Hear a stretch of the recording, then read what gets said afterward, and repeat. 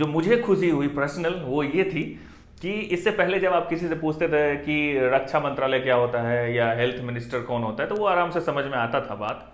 और लोगों से अगर आप पूछोगे कि शिक्षा मंत्री मतलब एजुकेशन मिनिस्टर या मिनिस्ट्री ऑफ एजुकेशन कौन है, ऐसा कुछ था ही नहीं, वो एचआरडी मिनिस्ट्री बोला जाता था। और मुझे भी इसमें कन्फ्यूजन होता था।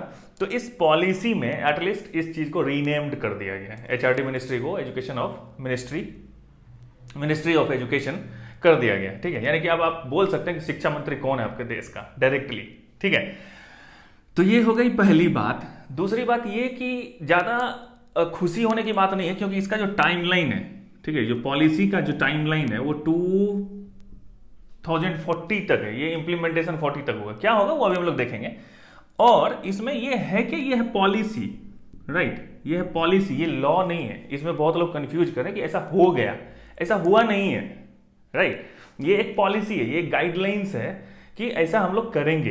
ये एक ड्राफ्ट रेडी किया गया है, इसका इंप्लीमेंटेशन में टाइम लगेगा। एक दिन की कहानी तो है नहीं कि मतलब आज बोले और कल हो गया। इसके लिए बहुत सारा रिफॉर्म्स की जरूरत है पूरे ऑल ओवर कंट्री में। ठीक है ना, तो अभी ये चीज आपको नहीं सोच लेना है कि अभी हो गया ये एक जस्ट पॉलिसी है। इसको लॉ बनने में, एक्ट बनने में टाइम लगेगा, वो रेजुलेशन धीरे धीरे पास होगा। ठीक है, तो सबसे पहले इसमें जो चेंज हुआ वो ये है कि अभी कुछ दिन पहले मैं वीडियो बनाया था कि 10th के बाद आपको क्या लेना है। तो अब वो जो है ना वो खत्म हो जाएगा, वो कॉन्सेप्ट, वो जो साइंस आर्ट्स कॉमर्स की आपको ये लेना है, इस स्ट्रीम में जाना, वो सब खत्म हो जाएगा।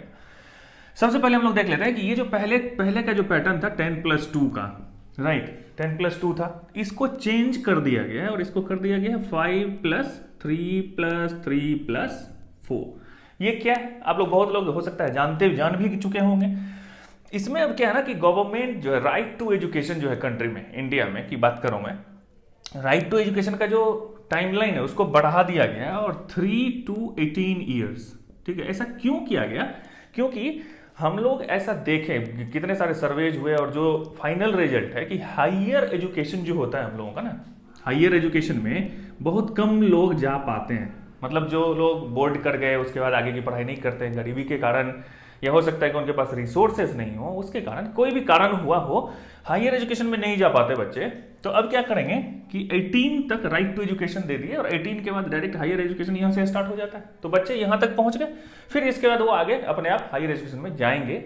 ये गवर्नमेंट ने ऐसा सोचा है, राइट। तो ये 5+3+3 क्या है, इसको आप इस तरह से समझ सकते हैं। ये सिंपल सा है कि जैसे बच्चा का जन्म हुआ, राइट, तो 0 से 3 ईयर्स का जो एज होता है, ठीक है, ये दे दिया गया है किसको, माँ बाप को, राइट, कि आप भैया अपने बच्चे का देखभाल कीजिए 0 से 3। तो इसका इससे कुछ लेना देना नहीं है। यहां से शुरू होता है 3 से नेक्स्ट जो 3 ईयर्स है, ठीक है, 3 साल का बच्चा हो गया, और नेक्स्ट जो 3 ईयर है इसमें बच्चे का जो वो नर्सरी वर्सरी जो पढ़ते हैं, एलकेजी यूकेजी जिसको आप लोग बोलते हैं स्टार्टिंग में, ठीक है, तो ये अब होगा। जैसे आंगनबाड़ी हम लोग देखते हैं गांव भर में, आप लोग सुने होंगे, जो गांव से होंगे उनको पता होगा कि आंगनबाड़ी का कॉन्सेप्ट होता है। वहाँ पे जो छोटे छोटे बच्चे होते हैं उनको वहाँ पे खाना खिलाया जाता है, कुछ कुछ सिखाया जाता है, प्ले मतलब खेल कूद ये सब। तो ये चीज अब 3 ईयर्स इसमें बच्चे को स्कूल भेजेंगे ये लोग आफ्टर 3 ईयर्स, ठीक है। और यहाँ पे इसके बाद जो ये 2 साल है 2 ईयर्स, इसमें ये क्लास 1 और क्लास 2, समझ में आ रही बात, क्लास 1 और क्लास 2 यहाँ तक ये करेंगे। तो ये 3 साल तक बच्चे घर पे थे, उसके बाद ये हो गया टोटल कितना, 5 ईयर्स, समझ आ रही बात, ये हो गई 5 ईयर्स। तो यही है ये 5 हो गया यहाँ पे। इसमें सबसे इंटरेस्टिंग क्या है कि इसके बाद अब जो होगा ये क्लास 2 तक पढ़ गए, अब 3, 4 और 5, क्लास 3, 4, 5 यहाँ पे पढ़ेंगे। तो ये हो गया फिर से 3 ईयर, आ रही बात समझ में। तो 5+3, तो इसमें सबसे ज्यादा चेंज किया। तो पढ़ते तो बच्चे, अब कोई पूछेगा पहले भी बच्चे पढ़ते थे 3, 4, 5, 1, 2 नर्सरी एलकेजी यूकेजी तो पढ़ते थे, ठीक है।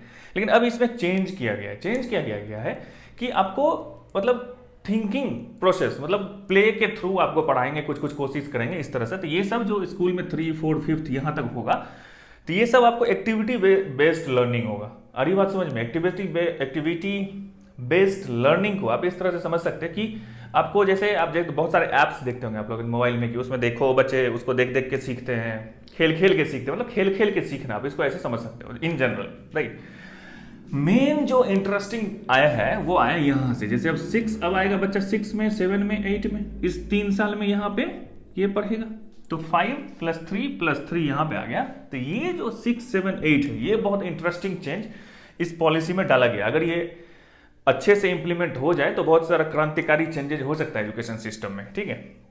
यहां पे आपको इंट्रोड्यूस किया जाएगा डिफरेंट टाइप ऑफ सब्जेक्ट्स। आप सब कुछ देखिए यहां पे, मतलब जैसे मैं बोलता हूं कि एक्सप्लोर करो, तो वो एक्सप्लोर करने का टाइम गवर्नमेंट आपको 3 साल दे रही है यहाँ पे कि आप फिजिक्स भी पढ़ो, केमिस्ट्री भी पढ़ो, हिस्ट्री भी पढ़ो, पॉलिटिकल साइंस, जो देखना है वो सब कुछ यहाँ पे आपको दिखेगा इस 6, 7, 8 में, ठीक है। और यहाँ पे आपको अब जो वोकेशनल ट्रेनिंग होता है, राइट, वोकेशनल ट्रेनिंग मतलब समझ रहे हो, वोकेशनल कोर्सेस, मतलब जैसे सबसे इंपॉर्टेंट इसमें क्या है कि कोडिंग, जैसे कोडिंग को गवर्नमेंट ने इंट्रोड्यूस किया है। जैसे वेब डिजाइनिंग हो गया, ये जो हम लोग बात करते हैं, जैसे मैं अपनी कहानी बताऊं खुद की, कि जब मैं इंजीनियरिंग में गया फर्स्ट ईयर, तब वहां पे पता चला कि अच्छा कोई लैंग्वेज होता है C++, इस तरह से। तो जब तक मैं फर्स्ट लाइन लिखता था, जो बच्चे पढ़ के आए हैं कहीं से प्रोग्रामिंग पहले से, वो तो बना लिए, मैं तो देखता रहता था, राइट। ये बहुत सारे लोगों की कहानी है ये, ठीक है। तो उस चीज को अब ये जो सिस्टम होगा, अगर ये अच्छे से इंप्लीमेंट हो गया, तो बच्चे यहाँ पे कोडिंग करना स्टार्ट करेंगे। और इससे क्या होता है ना कि क्रिटिकल थिंकिंग जिसको बोलते हैं, ठीक है, क्रिटिकल थिंकिंग, एनालिटिकल थिंकिंग, ठीक है, जब प्रोसेस किसी चीज को कैसे सोचते हैं, जैसे ही आप कोडिंग करोगे, कुछ प्रोग्राम लिखने की कोशिश करोगे, मजा आएगा उसमें। कुछ ऐड 2 नंबर्स करना है तो कैसे करना है, किस तरह से करना है, तो वो दिमाग पे प्रेशर आता है और ब्रेन डेवलप होता है, राइट। तो यहाँ पे गवर्नमेंट ने ये जो वोकेशनल ट्रेनिंग्स डाला है यहाँ पे, इसमें और एक सबसे अच्छी चीज क्या है कि इसमें 10 डेज का, ठीक है, 10 डेज का नो बैग्स डे डाला गया है। ये तो बहुत इंपॉर्टेंट चीज है। इसमें क्या होगा ना कि अभी आप जैसे आप सोचते होंगे, बहुत सारे लोग ऐसे होंगे जो इंजीनियरिंग में होंगे या जाएंगे, आप अपने सीनियर से पूछ सकते हो, लोग इंटर्नशिप कर लिए जाते हैं, ठीक है। जब आप इंजीनियरिंग कॉलेज में जाओगे सेकंड ईयर, थर्ड ईयर, तो लोग इंटर्नशिप जाते हैं कंपनीज में, ठीक है, कुछ सीखने के लिए। तो पहली बार लोग वहां पे सुनते हैं कि अच्छा इंटर्नशिप करना है, लेकिन उस चीज को अब गवर्नमेंट यहां पे डाल रही है, ठीक है। 6, 7, 8 में आपका जो 10 दिन होगा, ये नो बैग्स डे होगा। यहां पे आप जाइएगा किसी छोटे छोटे जगह पे, जहां पे वो सब चीज वोकेशनल ट्रेनिंग्स होता है, जैसे कारपेंटिंग हो गया या गार्डनिंग हो गया, कुछ भी जो भी चीज हम लोग इलेक्ट्रीशियन होते हैं, फीटर्स होते हैं, कुछ कुछ बातें होती हैं जो हमारे लोकेलिटी में आप देखते होंगे। तो एक्चुअली प्रॉब्लम क्या है हमारे सोसाइटी में कि हम लोग उसको बहुत छोटे नजर से देखते हैं, अच्छा ये तो छोटा काम है, लेकिन ऐसा नहीं होता है। जो डेवलप्ड कंट्रीज हैं वहां पे आप देखेंगे कि इन सब चीजों को उतना ही वेटेज मिलता है जितना एक इंजीनियर को मिलता है, जितना एक टीचर को मिलता है, जितना एक डॉक्टर को मिलता है, जितना एक लॉयर को मिलता है। सेम मतलब काम होता है, कोई भी काम, अब स्किल है उसके पास तो उसको सेम वेटेज मिलना चाहिए, है कि नहीं। तो आपको क्या किया जाएगा इस पीरियड में कि आपको उससे रूबरू करवाया जाएगा, आप देखेंगे जाके कि कैसे होता है। तो उससे क्या होगा कि आपको एक स्किल सेट क्रिएट होगा, उस स्किल सेट के थ्रू आप लेटर ऑन आप हायर स्टडीज कर सकते हैं, या उस स्किल के बेस पे आप जॉब भी कर सकते हैं, आप अर्निंग्स कर सकते हैं, समझ सकते हैं बातों को, है कि नहीं। तो ये बहुत ही इंपॉर्टेंट फेज है यहाँ पे 6, 7, 8, ये बहुत ही इंटरेस्टिंग है। यहाँ पे सबसे इंपॉर्टेंट है यहाँ पे कि ये सब जो वोकेशनल कोर्सेज डाले गए हैं और जो ये इंटर्नशिप का कॉन्सेप्ट डाला गया है, ये सब अगर अच्छे से इंप्लीमेंट होता है तो that's really rock the system, आप ऐसा कह सकते हैं, ठीक है। अब आती है बात यहाँ पे, ये जो जैसे 10+2, पहले जो +2 था 11th एंड 12th, इसको अब यहाँ से शुरू हो जाता है, कहाँ से, 9, 10, 11, 12th। तो ये हो गया कितना, 4 साल का, ठीक है, 4 ईयर्स। तो 5+3+3+4, ठीक है, यहां तक आते आते बच्चा 18 ईयर्स का हो गया। समझ आ रही बात। तो इसीलिए मैं बोला 3 to 18 ईयर्स का ये होगा राइट टू एजुकेशन। तो यहां पे अब क्या हो गया ना कि आपका जो कोर्स था, जो सबसे प्रॉब्लम था आजकल, 95%, 99%, 98%, लोग टेंशन में है, एडमिशन होने वाला है कि नहीं, होगा कि नहीं, साइंस लेंगे, कॉमर्स लेंगे, उन सब झंझट से मुक्ति मिलने वाली है, ठीक है। तो अब क्या होगा यहाँ पे कि आप किसी भी चीज के साथ कोई भी सब्जेक्ट पढ़ सकते हो। जैसे मेरा पर्सनल मतलब मैं अगर सोचूं, मैं पॉलिटिकल साइंस पढ़ना चाहता था, मैथ के साथ, फिर साइंस के साथ, या अगर कोई भी चीज है, अगर आप कुछ करना चाहते हो, फैशन डिजाइनिंग करना चाहते हो, तो इसमें अब कोई लिमिटेशन, कोई बाउंडेशन नहीं हो गया कि ये साइंस है, यहाँ पे फिजिक्स, केमिस्ट्री, मैथ, बायो है, इधर कॉमर्स है, इधर आर्ट है, ऐसा कुछ नहीं है। आप किसी के साथ कोई भी चूज कर सकते हो, राइट। और कोई भी आप कॉम्बिनेशन बना के, मान लो कि 5 सब्जेक्ट होगा, आपको चूज करना है 5 सब्जेक्ट, कोई भी सब्जेक्ट आप रैंडमली, आपके पास बकेट लिस्ट ऑफ 100 सब्जेक्ट्स हैं, उसमें 5 उठाओ, कोई भी साइंस आर्ट से कोई मतलब नहीं है, आप लो वहां पे और उसको पढ़ो। और इसमें अब क्या हुआ जाएगा कि रट्टा मारने वाला जो सिस्टम है, रटंत विद्या, वो कम हो जाएगा, क्योंकि इसमें अब गवर्नमेंट ऐसा बोली है इस पॉलिसी में कि हम लोग अब देंगे वेटेज किस पे, कि आदमी किस तरह से सोचता है, जो क्रिटिकल थिंकिंग्स हैं, एक्टिविटीज हैं, मतलब प्रोसेस, मतलब रट्टा नहीं मारना है, समझ वाली बात है, समझने को, जो समझेगा बात को उसको ज्यादा मार्क्स मिलेंगे, या आप जो भी बोल सकते हैं, या उसको ज्यादा वेटेज मिलेगा, ठीक है। तो समझदारी को इसमें डाला गया है। मतलब कोई भी बच्चा, आप किसी से पूछो sine square theta cos square theta कितना होता है, sine square theta plus cos square theta equal to 1 बोल देगा, क्यों होता है नहीं पता है। तो ये क्यों का जवाब जो यहाँ पे देगा उसको ज्यादा मार्क्स मिलेगा, जो सिर्फ इतना बोलेगा कि इतना इक्वल टू 1 होता है उसको कम मार्क्स मिलेगा। समझ आ रही बात? तो ये हो गया प्रोसेस यहाँ पे। तो इससे अब ये होगा कि लोड, जो ब्रेन के माइंड पे जो लोड होता है बच्चों को, वो कम होगा, ठीक है। बोर्ड का जो प्रेशर होता है, राइट। तो ये सब चीजें होंगी, सेमेस्टर वाइज कुछ होंगी यहाँ पे इस पॉलिसी में सर। और पॉलिसी है ये, मैं बार बार बोल रहा हूँ, this is not act, this is not law. हो सकता है पॉलिसी में कुछ चेंज भी हो इन फ्यूचर, ठीक है। तो अभी ये इसका बुलेट पॉइंट्स हैं इस पॉलिसीज के, ठीक है। तो यहाँ पे अब ये बच्चे जब ये यहाँ पे पास कर जाएंगे, फिर यहाँ के बाद फिर हायर स्टडीज को जाएंगे। तो यहाँ हम लोगों ने देखा कि ये जो सिस्टम हो गया कि 5 + 3 + 3 + 4, तो इससे थोड़ा सा रिवोल्यूशन हुआ या होगा इन फ्यूचर, जिससे कि बच्चों में क्रिटिकल थिंकिंग और एनालिटिकल स्किल्स, सोचने समझने की जो क्षमता है वो बढ़ेगी। तो कुछ कुछ इंपॉर्टेंट पॉइंट्स हैं, वो अभी हम लोग बुलेट पॉइंट्स देखते हैं। पहला क्या है कि बच्चे को जो अच्छी बात है उसको हम लोग डिस्कस कर रहे हैं, इस सिस्टम का, इस पॉलिसी के इंप्लीमेंट होने से क्या क्या अच्छा होने वाला है इन फ्यूचर। तो यहाँ पे ये देखो, सबसे पहले क्या है कि अगर किसी बच्चे को आप 6 ईयर के एज में स्कूल भेजते हो, किसी को 3 ईयर के एज में स्कूल भेजते हो, तो इसका ज़्यादा चांस है ना कि अच्छा करने का इन फ्यूचर, है कि नहीं? क्योंकि वो बचपन से ही उसको अच्छा इन्वायरमेंट मिल जाएगा पढ़ने के लिए। तो ये एक सही चीज़ है, अर्ली एजुकेशन आप दे रहे हो किसी बच्चे को। दूसरा चीज़ इसमें क्या है कि ये दिया गया फ्लेक्सिबिलिटी कि बच्चे अगर 5th क्लास तक हैं तो वो मदर टंग में पढ़ सकते हैं।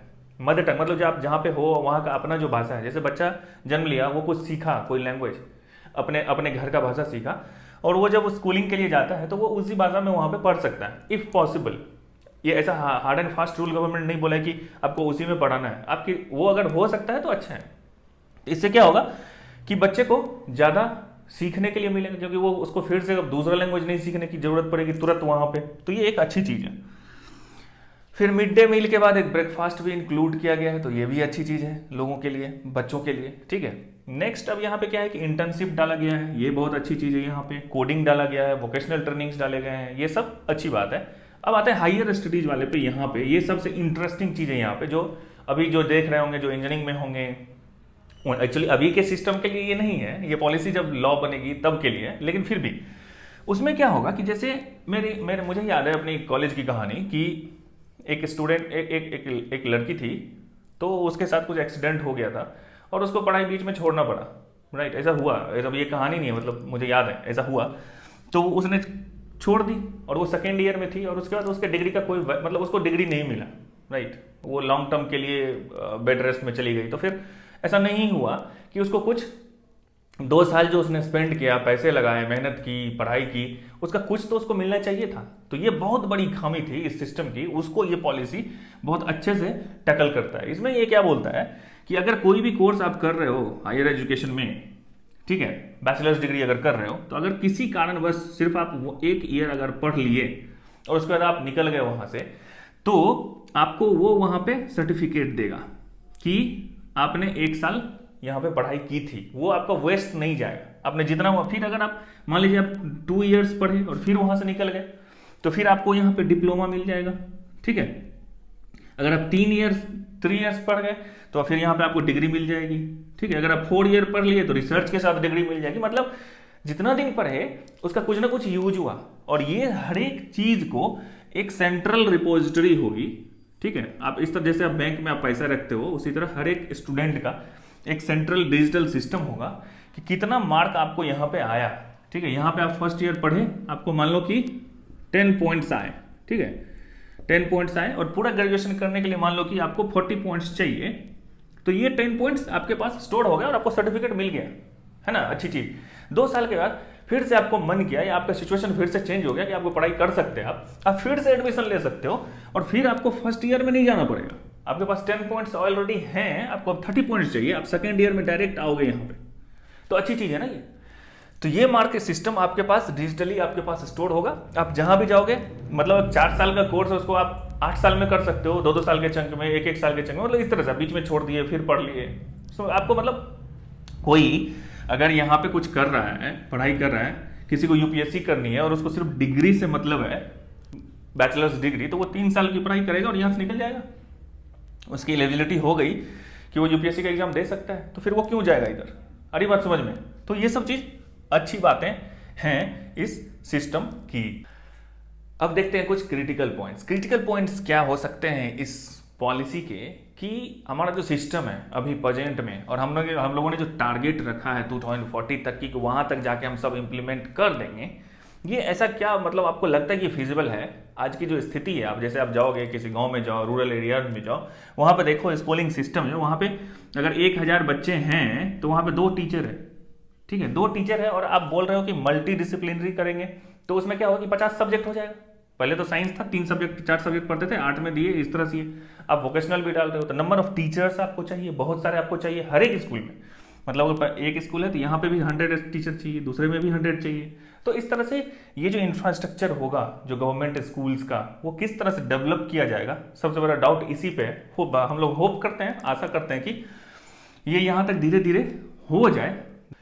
तो अब आती है बात मेन इस मुद्दे पे कि क्या 2021 में जो आप एग्जाम देने वाले हैं बोर्ड्स के, 10th 11th 12th, उसमें कुछ चेंज हो जाने वाला है क्या? सब कुछ पैटर्न चेंज हो जाएगा क्या? एनालिटिकल थिंकिंग, ये क्रिटिकल थिंकिंग, ये सब आएगा क्या? कोर्स घट जाएगा क्या, सिलेबस? तो मुझे नहीं लगता, ना because of corona this is fine, लेकिन बिकॉज ऑफ दिस पॉलिसी मुझे नहीं लगता कि अगले 1-2 साल में अभी कोई चेंज होने वाला है, क्योंकि इसको इम्प्लीमेंट करने में बहुत सारा टाइम लगेगा। और गवर्नमेंट ने खुद एक रियलिस्टिक टाइमलाइन दिया है कि अभी हम 2020 में हैं और गवर्नमेंट टोटल 20 ईयर्स ले रही है इस पॉलिसी को, मतलब इस पे लाने के लिए, जमीन पे लाने के लिए, है कि नहीं? तो थोड़ा सा टाइम लगेगा। तो अभी आपको चिंता करने की जरूरत नहीं है कि क्या चेंज होने वाला है। आप जो पढ़ाई कर रहे हो वो करते रहो, आप जिस तरह से 10th में थे वो पढ़ते रहो, 9th में थे वो पढ़ते रहो, 11th 12th इंजीनियरिंग मेडिकल जो भी कर रहे हो आप वो करते रहो। इसके बिकॉज ऑफ दिस आप पे कोई इफेक्ट अभी नहीं होने वाला है, 1-2 साल 3 साल एटलीस्ट, मुझे ऐसा लगता है, ये मेरा पर्सनल ओपिनियन है, ठीक है। तो देखते हैं, हम लोग आशा करते हैं कि because of this national education policy नई वाली, ये जो है हमारे फ्यूचर जनरेशन को कुछ अच्छा दे के जाएगी, अच्छा करेगी, जिससे हमारे बच्चे जो नेक्स्ट जनरेशन आएंगे वो लोग कुछ क्रिटिकल थिंकिंग करेंगे, और उनको बाई फोर्स नहीं डाल दिया जाएगा कि तुम यही सब्जेक्ट पढ़ो। वो जो चूज करना चाहेंगे, जब तक कभी पढ़ना चाहेंगे तब पढ़ेंगे, फिर बाद में पढ़ेंगे, और उनके पास बहुत सारे नॉलेज होंगे, स्किल सेट्स होंगे। जब आप 10th क्रॉस करेंगे, 9th क्रॉस करेंगे तो उसके बेसिस पे वो जॉब कर सकते हैं। तो बहुत सारे नई चीजें होंगी। अच्छी पॉलिसी है ये, जो कि फ्यूचर में हमारे देश के लिए अच्छा होने वाला है। तो ठीक है, मिलते हैं हम लोग अगले वीडियो में, तब तक आप लोग पढ़ाई करते रहिए। Thank you.